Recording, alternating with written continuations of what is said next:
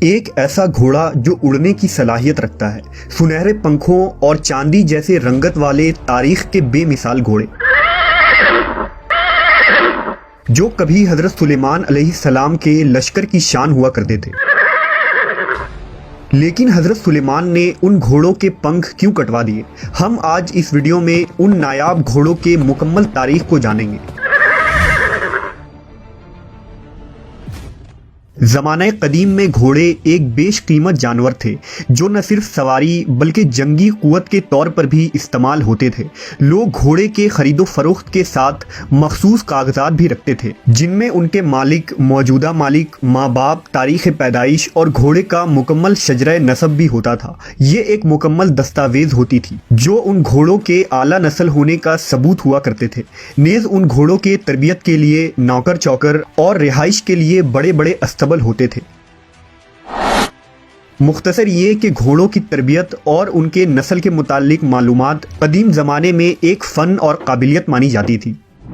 روایتوں کے مطابق ملکہ سبا بلقیس حضرت سلیمان علیہ السلام کے اڑنے والے تخت سے بہت متاثر تھی، لہٰذا ایک دفعہ ملکہ بلقیس کو یہ خواہش ہوئی کہ وہ بھی اس تخت پر بیٹھ کر حضرت سلیمان علیہ السلام کے ساتھ سیر و سفر کرے۔ لہٰذا اس نے حضرت سلیمان سے کہا کہ اے اللہ کے نبی، آپ ہر روز تخت پر بیٹھ کر فضاؤں میں سفر کرتے ہیں اور تمام دنیا کے گرد پھرتے ہیں، آپ ایک دفعہ مجھے بھی اپنے ساتھ لے چلیں تاکہ میں اس تخت پر سیر کر سکوں۔ حضرت سلیمان نے ہوا کو حکم دیا کہ وہ ملکہ سبا کی خواہش پوری کرے، لہٰذا ہوا نے تخت کو اڑایا اور ان سب کو لے کر ایک جزیرے میں اتار دیا۔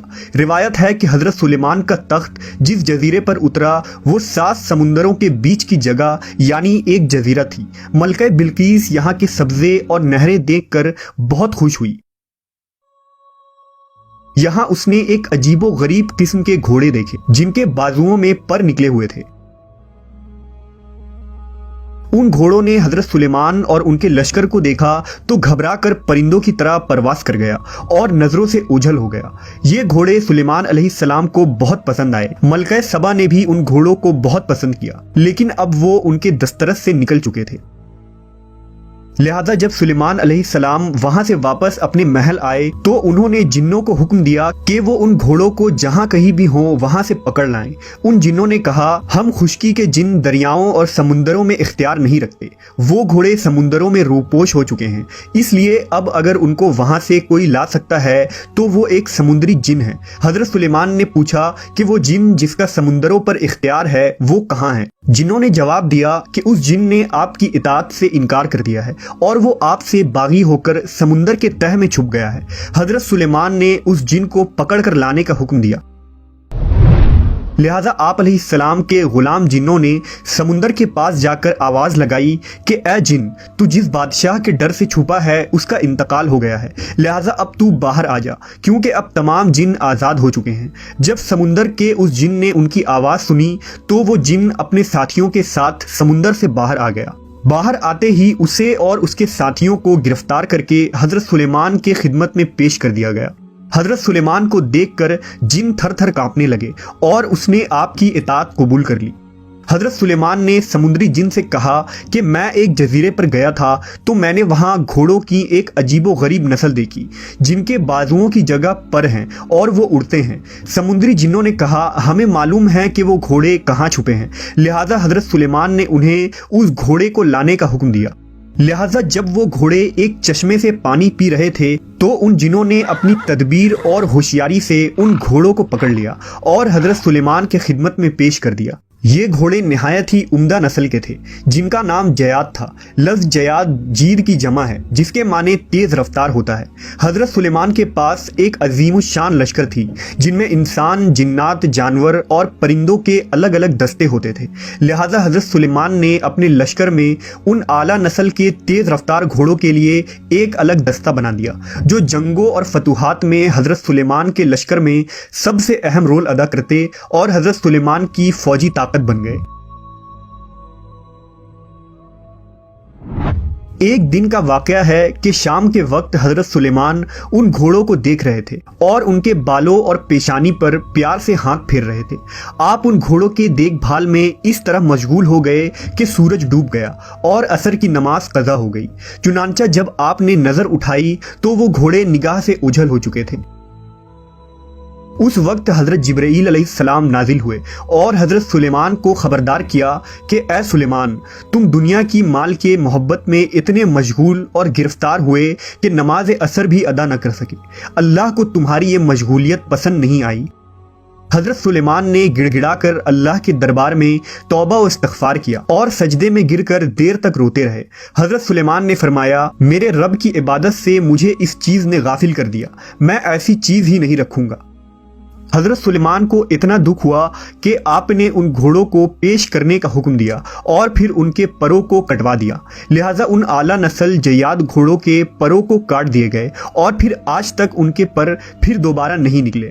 اس کے بعد دوبارہ کبھی اس دنیا میں اڑنے والے گھوڑے نہیں دیکھے گئے۔ اللہ نے حضرت سلیمان کی توبہ قبول فرمائی اور انہیں ان گھوڑوں کے بدلے ہوا پر اختیار دے دی گئی۔ یہ ہوا ان گھوڑوں سے کئی زیادہ تیز رفتار تھی جو آپ علیہ السلام کے لیے مسخر کر دی گئی تھی، جس سے حضرت سلیمان 1 مہینے کا سفر 1 دن میں طے کر لیا کرتے تھے۔ قرآن مجید میں اس واقعے کا ذکر کچھ یوں آیا ہے، اور ہم نے داؤد کو سلیمان عطا کیا، وہ کیسا اچھا بندہ تھا، بے شک وہ رجوع کرنے والا تھا۔ جب اس کے سامنے شام کے وقت تیز رفتار گھوڑے حاضر کیے گئے تو اس نے کہا، میں نے مال کی محبت کو یاد الہی سے عزیز سمجھا، یہاں تک کہ سورج غروب ہو گیا۔ ان گھوڑوں کو دوبارہ میرے سامنے لاؤ۔ پھر انہوں نے ان کے پنڈلیوں اور گردنوں پر ہاتھ پھیرنا شروع کر دیا۔ بعض لوگ حضرت سلیمان علیہ السلام کے ان گھوڑوں کو ایک عام عربی گھوڑوں ہی کی نسل قرار دیتے ہیں اور اڑنے والے گھوڑوں کو محض قصے، کہانیوں اور داستانوں کی باتیں مانتے ہیں، جبکہ احادیث میں اس بات کی واضح دلائل ملتے ہیں۔ جیسا کہ روایت میں آتا ہے کہ نبی صلی اللہ علیہ وسلم تبوک یا خیبر کے سفر سے واپس آئے تو گھر میں تشریف فرما ہوئے۔ جب تیز ہوا کے جھونکے سے گھر کے کونے کا پردہ ہٹ گیا، وہاں سیدہ عائشہ کے کھیلنے کی گڑیاں رکھی ہوئی تھی۔ نبی صلی اللہ علیہ وسلم کی نظر بھی ان پر پڑ گئی۔ دریافت کیا کہ یہ کیا ہے؟ حضرت عائشہ نے جواب دیا، یہ میری گڑیاں ہیں۔ آپ صلی اللہ علیہ وسلم نے دیکھا کہ ان کے بیچ ایک گھوڑا سا بنا ہوا ہے جس کے 2 پر بھی کپڑے کے لگے ہوئے ہیں۔ پوچھا، یہ کیا ہے؟ کہا، گھوڑا ہے۔ فرمایا، اور یہ ان کے اوپر دونوں طرف کپڑے کے کیا بنے ہوئے ہیں؟ کہا، یہ دونوں ان کے پر ہیں۔ حضرت عائشہ نے فرمایا، کیا آپ نے نہیں سنا کہ حضرت سلیمان کے پردار گھوڑے تھے؟ یہ سن کر نبی صلی اللہ علیہ وسلم ہنس دیے، یہاں تک کہ آپ کے آخری دانت دکھائی دینے لگے۔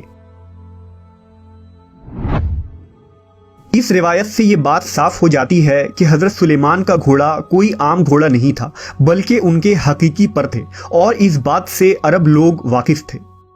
روایتوں کے مطابق جب حضرت سلیمان علیہ السلام نے ان گھوڑوں کے پر کاٹ دیے تو پھر کبھی ان کے پر نہیں آئے، جبکہ ان کی نسل برقرار رہی۔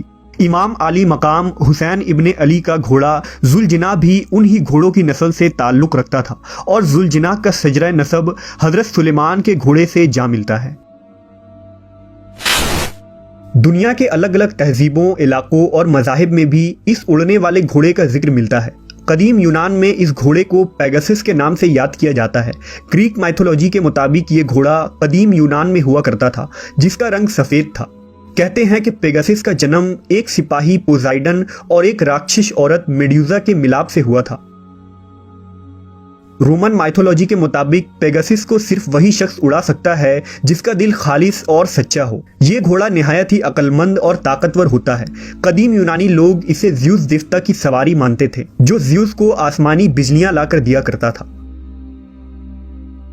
تاریخ میں جس یونیکارن گھوڑے کا ذکر ملتا ہے وہ بھی اسی پیگسس کے نسل سے تعلق رکھتا تھا، جس کے پیشانی پر ایک سنگ ہوا کرتا تھا۔ یہ ایک طلسماتی اور خوبصورت سنگ تھا جس سے کئی بیماریوں کا علاج ہوتا تھا۔